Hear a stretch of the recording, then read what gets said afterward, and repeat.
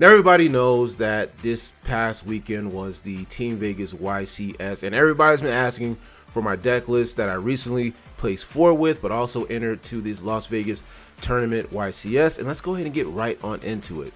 Hero D series, Destiny, Destroy, D time! It's D time!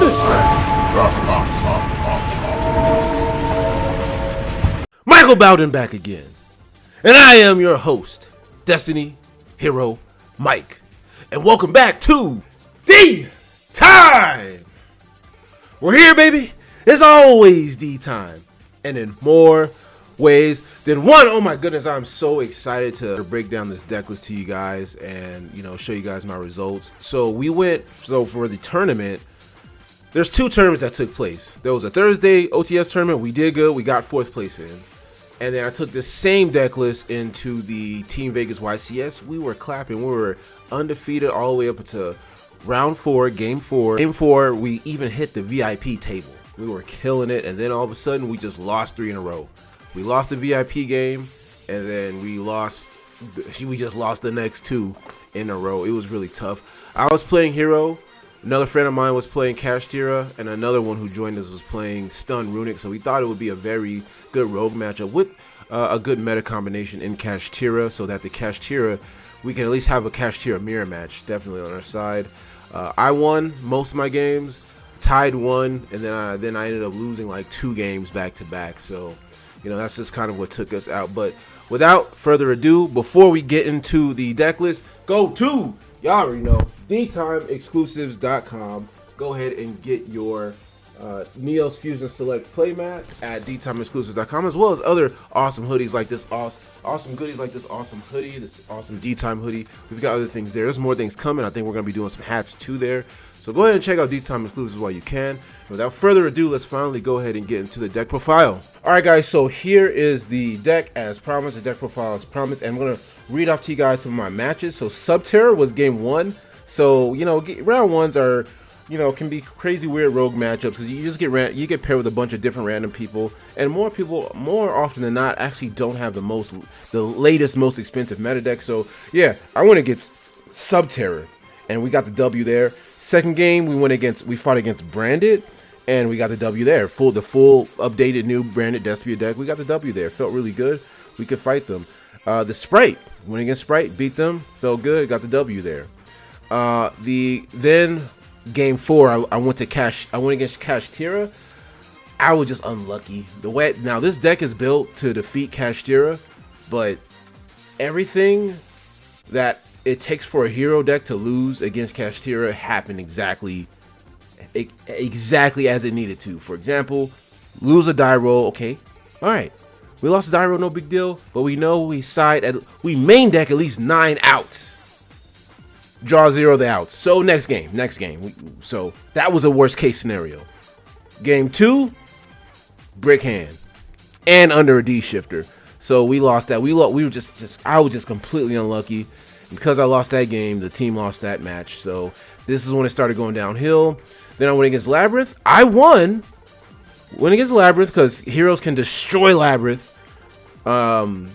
And I won, but the other team members lost. So that was a pick me up and then a lift me down.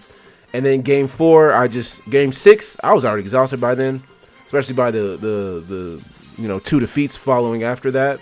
Lost against Sprite. I got game 1, and then with D-Force, yeah, and then game 3, game 2s and 3s, I just couldn't close it out. I made the wrong call in game 3, lost out to Evenly. No, I did not go for the Dark Angel play.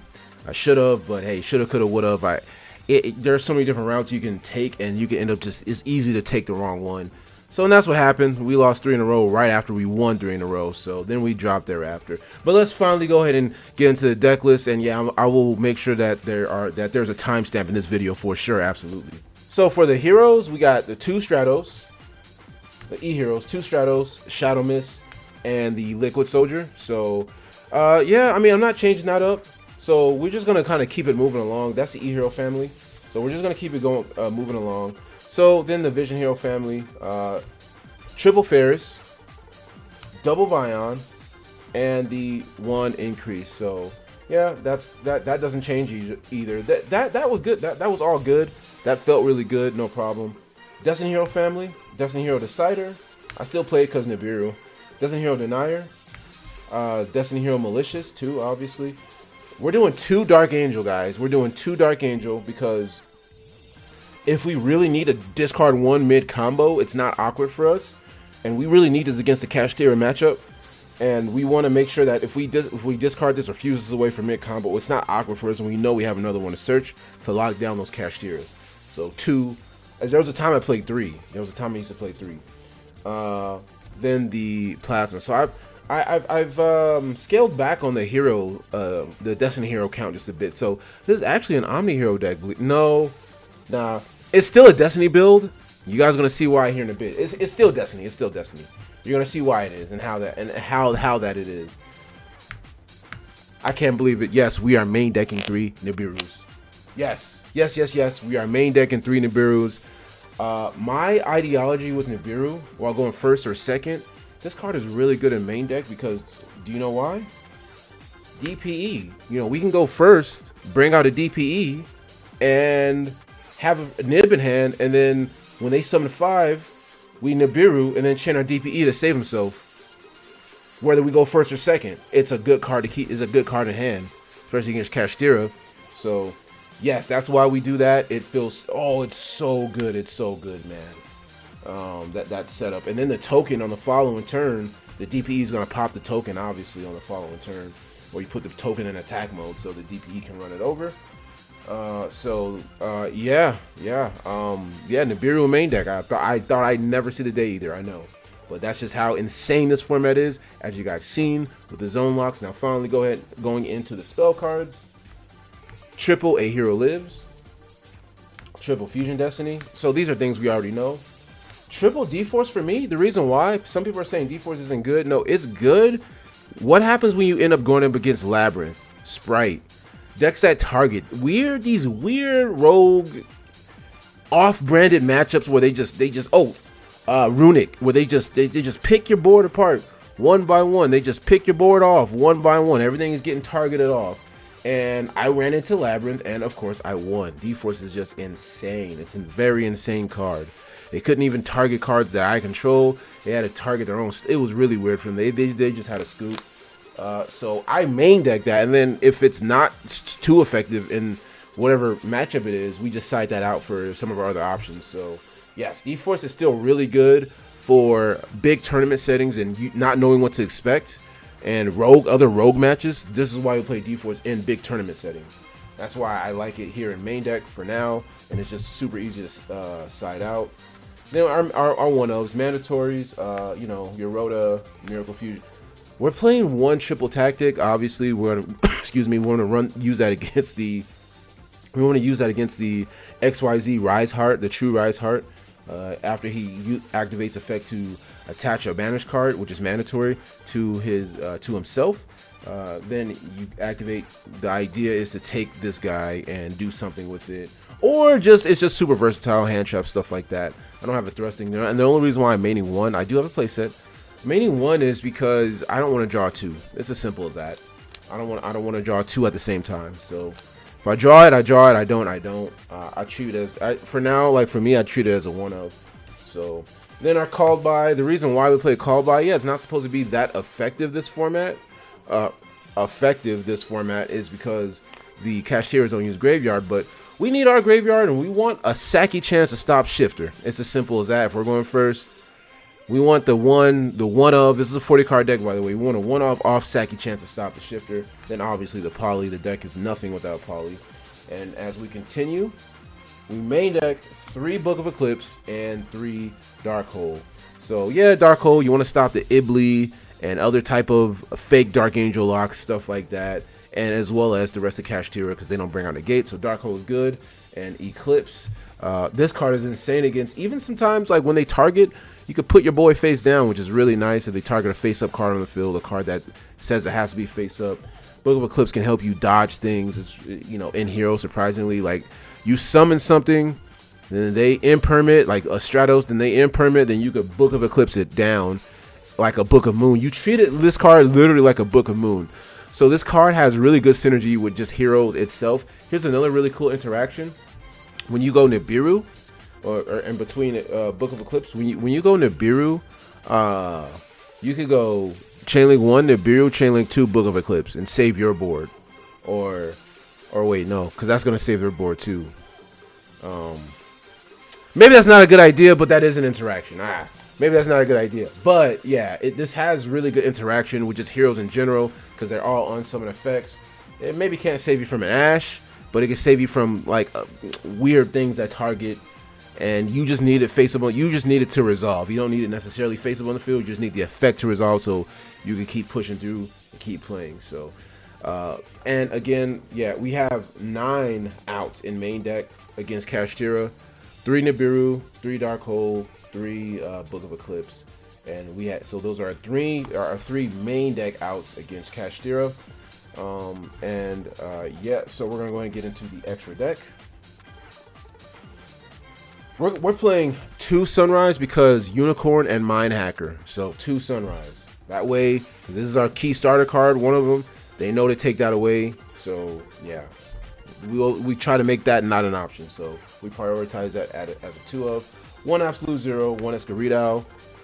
Then the Mass Heroes, we're gonna play just 1 Blast and 1 Dark Law. As you notice, there's no mass change in the main deck. We took out mass change. No mass change. Yeah, kind of crazy. Yeah. It never really came up most of the time in the tournament. We never really needed the Mass Heroes, unfortunately. Blast came up when I'm going against an back row deck. You're gonna see what I'm doing here. Obviously, mass changes in the side deck. So yeah, mass changes into side deck. So that's the Elemental Hero and Mass Hero family. Then the Destiny Hero family. We're doing 2 It's me DPE because again, Mind Hacker, Unicorn. So yeah, you want to take one of them away, go ahead, so you're gonna have to take 2 of them away. And then Dystopia, Dominance. Yeah, we had to cut the Dangerous. Hadn't really come up that much, but yeah, it hurts me to play with less Destiny Hero guys, but I have to do it because of the format. So it's really weird, man. It's really weird. And then onto the links: 2 Cross Crusader, Wonder Driver, and Dread Decimator, which ironically Cross Crusader at 2 is even better now because who? Unicorn, Mind Hacker. So Cross Crusader at 2, really good all of a sudden, inadvertently, really good. And then lastly, the Baguska to try to stand a chance if we have Hero Live against the Dimension Shifter as to whatever they're playing. Maybe we can defend ourselves with the Baguska, but as you guys know, Kashtira is so crazy. They have outs against the Baguska, main deck outs, man. So the deck really is crazy. I think we're into something much worse. This is a very boring and stale format, and I feel like I'm already over it, truth be told.